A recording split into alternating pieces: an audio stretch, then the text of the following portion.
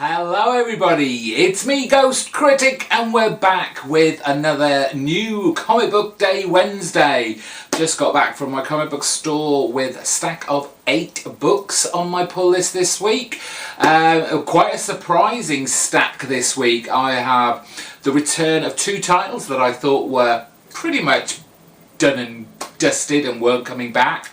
We're saying goodbye to 1 title, and I thought I'd try an issue 2 of a book I picked up a couple of weeks ago, maybe a month ago. It seems very quick in this coming out, but I'll show you them very soon because over the last 7 days I have had a number of new subscribers.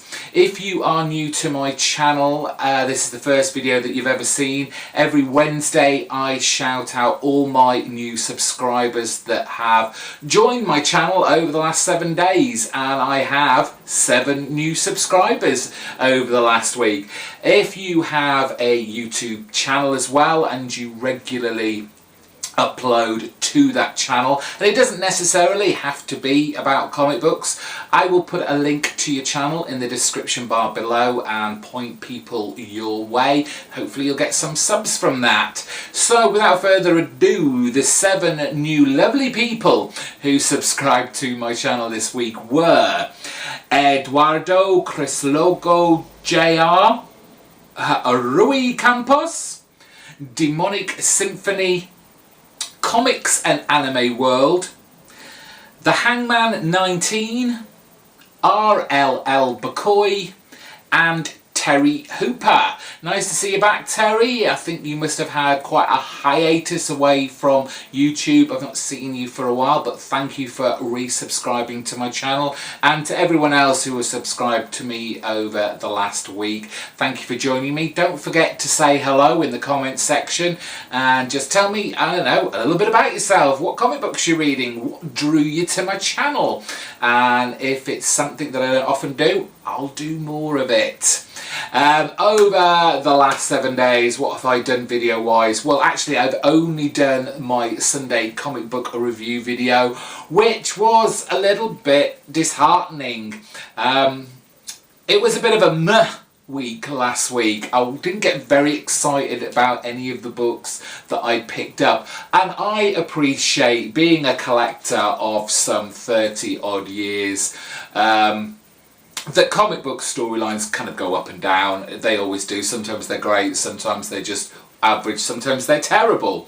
But when a week comes along and every book you're reading does nothing for you particularly, it's kind of disheartening. However, this week I'm kind of excited about what I've got, which I'll obviously explain very soon. I do have a comic book haul video filmed, I just haven't uploaded it. I kind of deluged, well, 2. There have been 2 big comic haul videos I've put up already of late, and I might just save this for a little bit. It does kind of amuse me, not that I'm complaining, that those videos get the most views, and all I'm really doing is showing you what I picked up. All these books, I'm not even really talking a great deal about them because I haven't even read them yet those videos get the most views on my channel, which is fine. So I'm kind of holding this new one back for a while, and just concentrating on this video and obviously my Sunday video. I have one thing in the background which I'm kind of being a bit lazy about getting on with, but we'll get to eventually. What else was I going to say? Kind of got lost my train of thought there. Yeah, so there will be another comic book haul coming up very soon. Maybe by the time that comes up there'll be some more, because he's still got the 50p sale on his comic books, so I just have to get some money again. I don't want to keep spending all this money. As much as I love my comic books and my passion for reading them, I gotta kind of rein myself in, maybe a couple of weeks, maybe a month, before I delve back into there. So look forward to that. Right, this week, let's kick off with the two books from Marvel that I picked up this week. Becky Cloonan's The Punisher, issue number 10. And this is always a tough call for me. I'm a huge Punisher fan. I always have been, and I pick up old Punisher comics whenever I see them, and have collected the new books that have come out as and when they do with these new volumes. But with Becky Cloonan's, I just feel the title is somewhat directionless. There's obviously a story going in there, but it feels very disjointed. And while I don't always want my stories to be straightforward, a start, a middle and end, this just kind of seems to be all over the place, and there seems to be no structure to it. It's just a series of seemingly random events that just kind of lead the Punisher onto the next thing. And I just want a bit more out of my Punisher title. This is very much on the edge of being dropped, if it isn't going to be finishing soon anyway. Moving on, Daredevil issue number 18, continuing with Charles Soule's Running with the Devil storyline. Here Charles Soule is revealing the backstory of how no one knows who is under the Daredevil cowl any longer. If you were reading Daredevil previous to the Secret Wars event by Mark Waid and Chris Samney, you will know that he had revealed his identity finally, after everyone speculating about it for so long, and came out, so to speak, as the person under the red cowl. But now everything's back to how it used to be, and the only person who knows he's Daredevil is his partner in crime, his partner lawyer, Foggy. And so this is the book that is apparently going to reveal how this has all transpired in our post-Secret Wars universe. I'm really enjoying this. I like Rangani's art on this. I hear the costume may be going back to its full red. At the moment it's kind of red on black, which we have seen in past incarnations, but I believe from what I've read, we may be seeing a full red costume once again.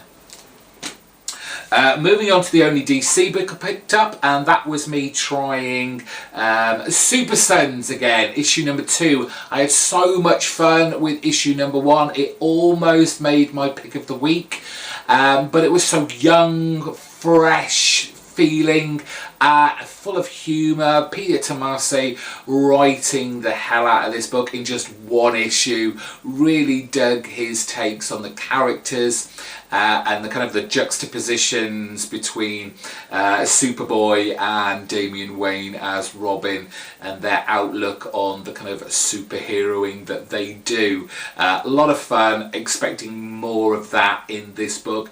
And who knows, this could make it onto my pull list.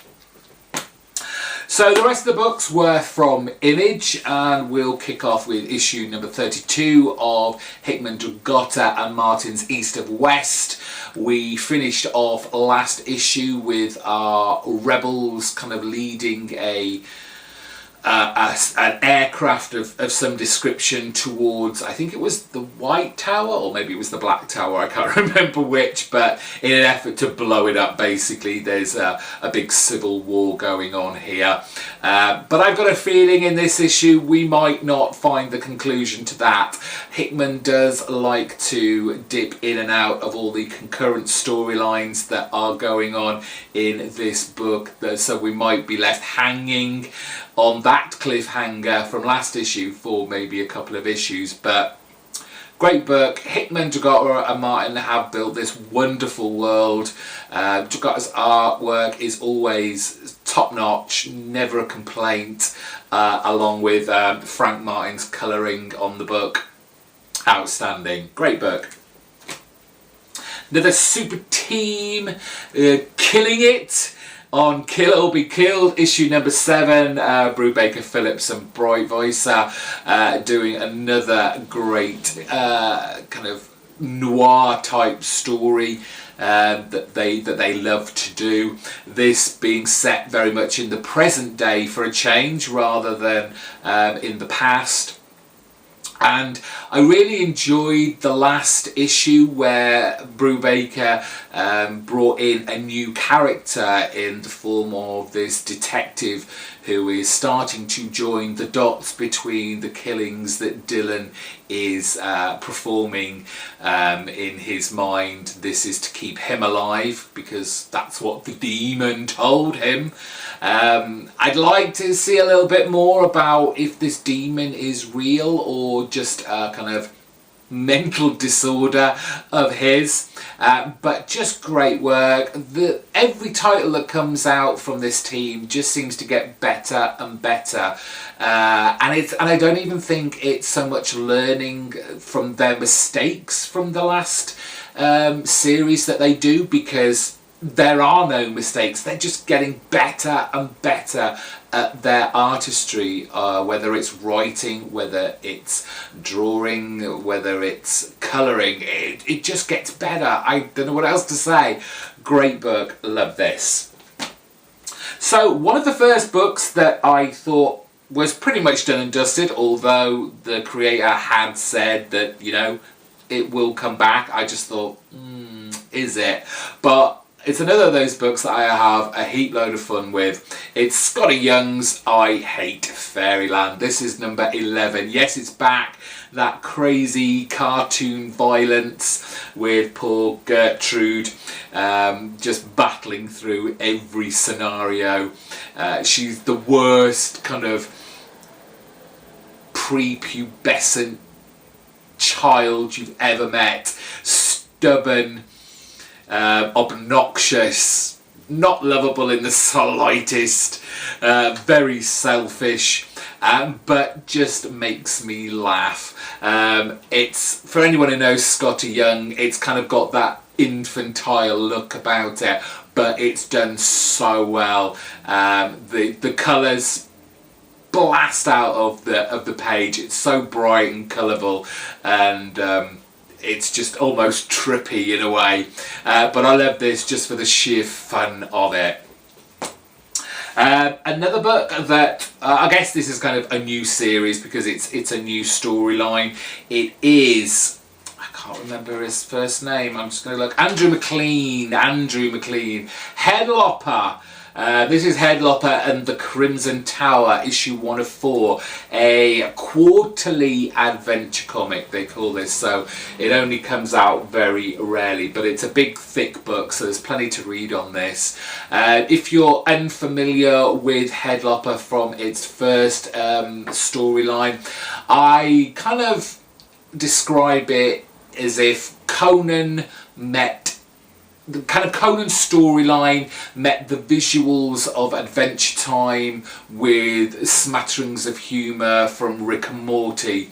It's that kind of book. It's very different and not at all what you kind of expect. Those kind of things all coming together and making a great book, which this is, and I don't mind, with it being coming out quarterly, paying that extra little bit of money for the extra pages, because it only happens kind of like 4 times a year. So I'm glad to see it back. It was the last one was a great story. I hope we catch up with some of the old characters from the last series, and progressing more adventures with them. And finally, and this is the book that is ending with this issue. To be fair, I could see it coming. It is the anthology series compiled by Brandon Graham and Emma Rios. It's Island, issue number 15, and to go out with a bang, they've resized it again. They've done it in that square bound cover like they started off doing with this. This is the priciest it's ever been, to be fair. It is a $9.99 book. It used to be $7.99, but as it's the last issue, I certainly wasn't not going to pick it up. I've had an interesting time with Island. There have been some moments that some of the stories within it have been a little bit hard to swallow, but the moments of brilliance throughout this series has made it worthwhile keeping going with it. So this is kind of like a sad, fond farewell to Island. I hope at some point the two can bring it back and show us new creators, both storytellers and artists alike, showing different ways of the way that the comic genre and medium can tell a story. So it's a shame, but the last issue of Island, I'm really going to miss this. And that's it. They're all my books for the week. Thank you for watching. Don't forget to subscribe, like this video, and comment down below what you picked up this week. If you were surprised to see I Hate Fairyland and Headlop are back. Are you sad that Island has gone? Let me know, and I'll see you very soon. Bye bye.